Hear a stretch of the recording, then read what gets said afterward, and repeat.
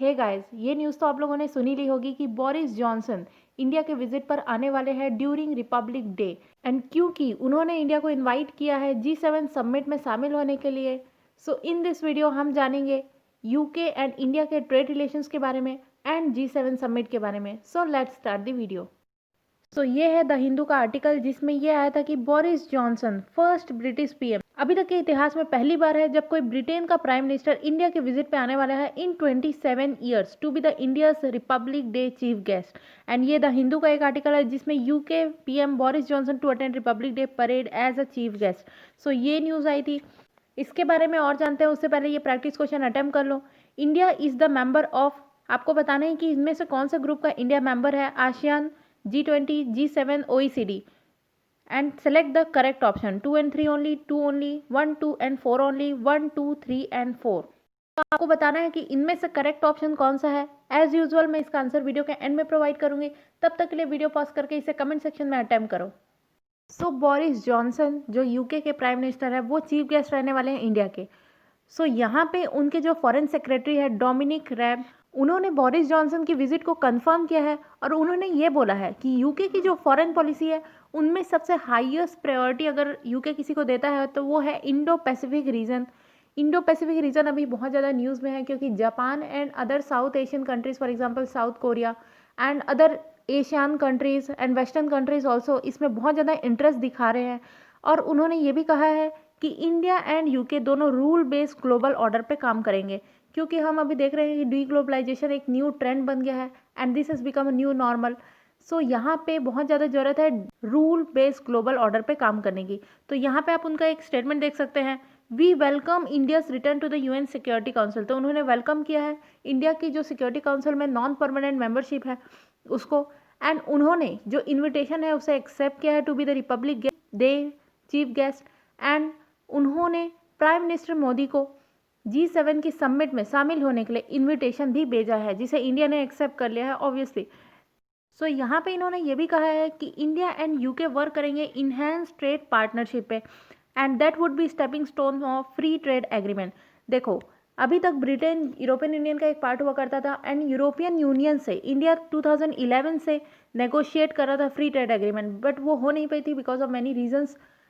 But since UK बाहर आ चुका है यूरोपियन यूनियन से, सो हो सकता है कि जब बोरिस जॉनसन इंडिया के विजिट पे हों तब इंडिया और यूके के बीच में एक फ्री ट्रेड एग्रीमेंट साइन हो सकती है। तो यहाँ पे फ्री ट्रेड एग्रीमेंट के साथ साथ एक 10 ईयर का रोड मैप भी क्रिएट करेंगे यूके एंड इंडिया एक साथ मिलके। सो यहाँ पे देखते हैं हम free trade agreement between India and UK ये क्या है। जैसा कि आप जानते हैं कि इंडिया और यूके के बीच में एक हिस्टोरिकल कनेक्शन रह चुका है और आज की डेट में अगर हम देखें तो इंडिया एक मोस्ट इम्पॉर्टेंट ट्रेडिंग पार्टनर है यूके का। और अगर हम FDI के टर्म्स में बात करें तो मॉरिशियस एंड सिंगापुर के बाद यूके का नंबर आता है थर्ड नंबर पे। तो यूके थर्ड नंबर पे आता है इन टर्म्स ऑफ FDI। और यहाँ पे जब हम फ्री ट्रेड एग्रीमेंट की बात करते हैं, फ्री ट्रेड एग्रीमेंट का मतलब होता है चीज़ों को फ्री कर देना, मीन्स ट्रेड को दो कंट्रीज़ के बीच में फ्री कर देना कुछ गुड्स के लिए। तो यहाँ पे या तो हमें एलिमिनेट करना होगा या फिर रिड्यूस करना होगा import duties on maximum number of good traded between the two country. तो अभी तक यूके एंड इंडिया ये बात कर रहे थे प्रिफरेंशियल ट्रेडिंग अरेंजमेंट के बारे में, जहाँ पे एक दूसरे को प्रेफरेंस दे सके, एक दूसरे के गुड्स को प्रेफरेंस दे सके। But finally India and UK are moving towards free trade agreement between them. तो अगर हम यूके के रेस्पेक्ट में बात करें तो UK is the largest investor in India among the G20 countries. और अगर हम बायलैटरल ट्रेड को देखें तो वो हर साल 15 to 16 बिलियन डॉलर्स के आसपास रहती है, जो कि अपने आप में एक ह्यूज अमाउंट है। एंड इंडिया इंगेज कर रहा है यूके के साथ in terms of pharma sector, textile, leather, industrial machinery, furnitures, toys, ये सब इंडिया एक्सपोर्ट करने की सोचता है और हमेशा एक्सपोर्ट होता है हमारा ह्यूज अमाउंट में। High quality camera, medical devices and automobile other sectors जहाँ पे इंडिया चाहता है कि यूके को सपोर्ट कर सके। अब आप सोचेंगे कि यूके अपने आप में बहुत ज़्यादा डेवलप कंट्री है, बट स्टिल जब कॉस्ट की बात आती है तो इंडिया बहुत कॉस्ट सिग्निफिकेंट चीज़ें, कॉस्ट इफेक्टिव चीज़ें यूके को प्रोवाइड करता है। अब यहाँ पे हमें जानने की ज़रूरत है कि ब्रेक्सिट क्या है एंड यूरोपियन यूनियन क्या है। तो सबसे पहले आप ये मैप देखो, ये जो यूरोपियन यूनियन का मैप है, यूरोपियन यूनियन अपने आप में एक पॉलिटिकल यूनिट है, इकोनॉमिक यूनिट है, जहाँ पे यहाँ के मेंबर्स आपस में फ्रीली एक दूसरे के कंट्रीज़ में मूव कर सकते हैं और सिर्फ मेंबर्स ही नहीं बल्कि गुड्स एंड सर्विसेज भी आपस में मूव कर सकती हैं। यूरोपियन यूनियन में टोटल 28 मेंबर कंट्रीज आती थी, बट सिंस यूके अभी इसे छोड़ चुका है ऑफिशियली, सो यूके ज्वाइन किया था 1973 में, बट अब इसे यूके छोड़ चुका है, तो अब इसमें 27 कंट्रीज आती हैं। और यूरोपियन यूनियन का पहला नाम था यूरोपियन इकोनॉमिक कम्युनिटी। इसको इकोनॉमिक पर्सपेक्टिव से बनाया गया था, बट आगे चल के ये पॉलिटिकल चीज़ों को भी इंटीग्रेट करने लगा। अब यहाँ पे जब G7 की बात आती है तो हम G7 समिट एक बार डिस्कस कर लेते हैं कि G7 है क्या। G7 का सेटअप हुआ था 1975 में। ये एक इनफॉर्मल फोरम है जहाँ पे दुनिया भर के लीडर, जो 7 कंट्रीज़ के लीडर्स इकट्ठे होते हैं एंड आपस में डिस्कस करते हैं कि कैसे कैसे स्टेप्स उनको आगे चल के लेने हैं। और ये जो नेशन होते हैं वो मोस्टली डेवलप कंट्रीज़ होती हैं। सो पहले ये G8 हुआ करता था 1975 में, ये जब बना था। सो ये आप देख सकते हैं ये G8 कंट्रीज़, बाद में इसमें से रशिया को निकाल दिया गया इन 2014। तो ये 7 कंट्रीज़ उसमें बसती है, जिसमें आती है Germany, UK, France, Canada, US, Italy and Japan. And इसकी जो 47 समिट है वो रिसेंटली होस्ट करने वाला है यूके, मीन्स नेक्स्ट ईयर में, जहाँ पे इंडिया को भी इनवाइट किया गया है। सो यहाँ पे आप देख सकते हैं difference G7, G8 and G20 के बीच में। इंडिया G20 का पार्ट है बट G7 एंड G8 का पार्ट नहीं है। सो ये चीज़ बहुत इंपॉर्टेंट है from exam point of view.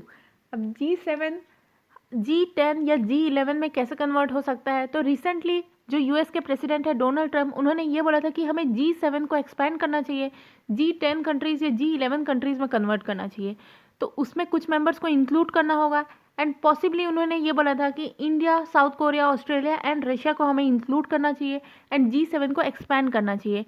तो उनका लॉजिक ये था कि जो ये डेवलप कंट्रीज़ है, अब सिंस न्यूली डेवलप कंट्रीज़ भी आ रही हैं कुछ कुछ, एंड डेवलपिंग कंट्रीज़ अपने आप में बहुत ज़्यादा इंपॉर्टेंट है क्योंकि वो बहुत बड़ी मार्केट का रोल प्ले करती हैं, तो उन्हें भी हमें इंक्लूड करके चलना होगा। और ये सब उनका मानना था कि ये जो 5 आई कंट्रीज़ हैं उनके अलावा भी कोई और होना चाहिए उसमें। तो 5 आईज कौन कौन से हैं? Australia, Canada, New Zealand, UK and United states. तो इन्हें ये 5 आईज बोलते हैं। सो ये 5 आईज कंट्रीज़ बहुत ज़्यादा इंपॉर्टेंट है and this can be asked in your UPSC prelims. So US also stressed set the expanded group to talk about the future of China. तो देखना ये होगा क्या G7 समिट में, जो 47 समिट यूके होस्ट करने वाला है, क्या उसमें ऐसा कुछ डिस्कशन होने वाला है। और अगर ऐसा कुछ होगा कि चाइना को टैकल करने के लिए G7 को G10 में कन्वर्ट करना चाहिए, तो क्या इंडिया को उसे एक्सेप्ट करना चाहिए। सो अब ये प्रैक्टिस क्वेश्चन देख लो। India is the member of ASEAN, G20, G7, OECD। So इसका आंसर होगा 2 ओनली, बिकॉज हमने देखा कि इंडिया G7 का मेंबर नहीं है एंड OECD का भी मेंबर नहीं, एंड आसियान तो एशियन मेंबर का एक ब्लॉक है। सो ऑब्वियसली इंडिया इसका मेंबर नहीं है। सो इसका आंसर होगा 2 ओनली।